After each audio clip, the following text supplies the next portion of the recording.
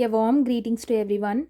Agriculture Makers team welcomes you to this video, and I'm very much glad to meet you all again in this video.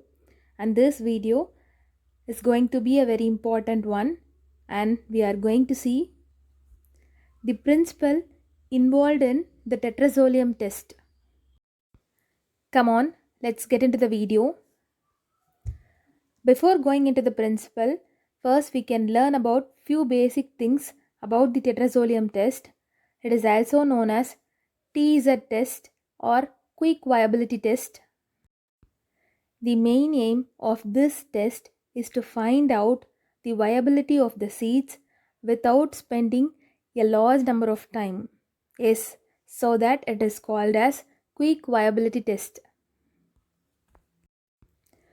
We all know that germination percentage is a good measure for finding out the seed quality.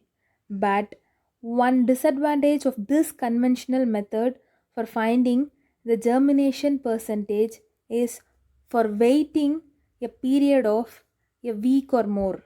So, tetrazolium test comes into the play now. It is a quick biochemical test that can be conducted in a short period of time, that is between 24 to 48 hours and with minimal equipment. How to do this tetrazolium test? First thing, you have to allow the seed for imbibition, that is, you have to pre-soak the seed. After soaking it for overnight, based on the type of the seed or the crop, the seed should be bisected longitudinally or transversely, or it is pierced with the needle, or the seed coat is removed, or it may be only conditioned, and this thing depends on the type of the seed. After the preparation of the seed, it should be soaked in the tetrazolium solution, and these containers should be placed in an incubator at 40 degrees centigrade under dark condition. The time allowed for staining varies between 1 to 8 hours depending on the type of seed and method of preparation and temperature.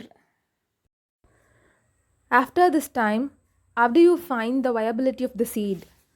Remember one thing, tetrazolium is a colorless solution similar to that of your water.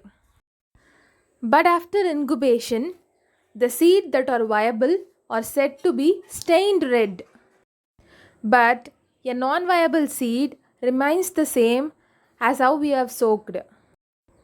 Think how a seed is stained when it is soaked in a colorless solution similar to a liquid. Yes, this video has the answer for that question.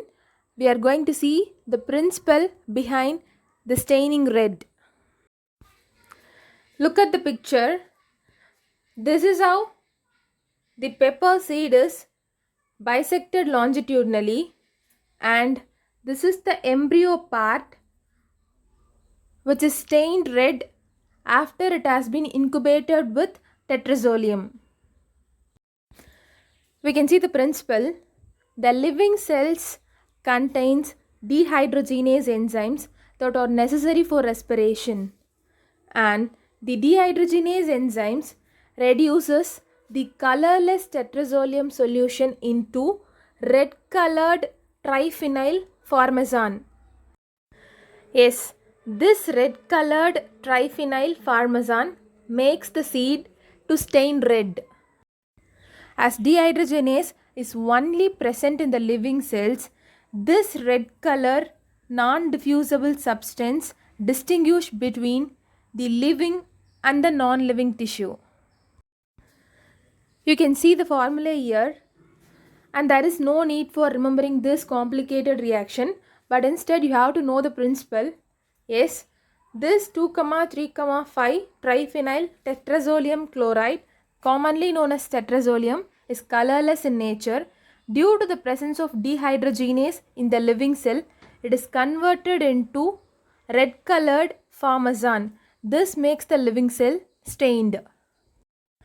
You can see a picture here that has been given the staining pattern of a monocot seed. Yes, it is maize seed. You can see here it is stained red, and the embryo has been stained red, so it is said to be viable. But if it is said to be stained mildly or non-stained, then it is said to be non-viable, or it is said to be less viable, and based on the staining it is decided. The next one, you can see the staining pattern of capsicum seed, which is a dicot. If the entire embryo is said to be stained, then it is called viable seed. But you can look here, it is partially stained or mildly stained here, so they are said to be non-viable seeds. In this way, viability is differentiated within few hours. We can see the advantages of this test, and it is a rapid evaluation of seed viability. We can detect the seed weaknesses before they become evident from the germination tests, and the viability of the dormant seed can also be estimated. So based on this, timely guidance in quality control programs can be made. Coming to the disadvantages of this test, it requires specialized training and experiences, and this test is usually more laborious and tedious to perform than a germination test, because we have to extract the embryo or we have to deal careful with the embryo. Test results do not reflect fungal infection or any chemical damage, so sometimes it may lead to taking of wrong decisions regarding the viability. And also, the test results do not reflect the dormancy. It shows only the viability. It shows only the seeds are viable or not. So, we cannot find the dormant stage of the seeds. And it's all about the thing which I want to share with you. Never forget the principle. Yes, it is the presence of dehydrogenase in the living cells. This dehydrogenase converts the colorless triphenyl tetrazolium chloride into red colored formazan, which stains the living cells.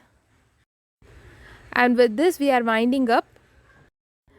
I hope the video will be very much useful to you, and never forget to make notes, because even a small thing can make a big change in your life.